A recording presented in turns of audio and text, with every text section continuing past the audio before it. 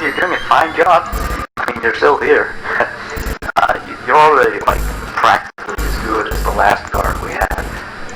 Except, of course, you know, he got fired in the end. But, yeah, he kind of damaged one of the animatronics during the shift. You wouldn't do that, would you? No way. I guess he went a little crazy, you know, being alone in the dark each night. The kids came on, Blink, I think. Yeah, I always really liked that one. It's a brilliant one.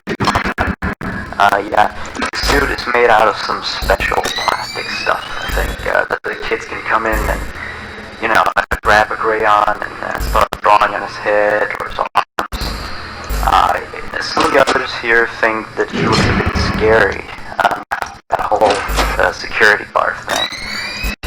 We tried our best to fix him, but parts of him, like his left hand and the back of his head, are still missing.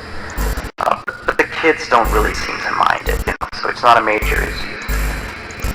Yeah. From what we can tell, his head is still beating, so he might act a little strange.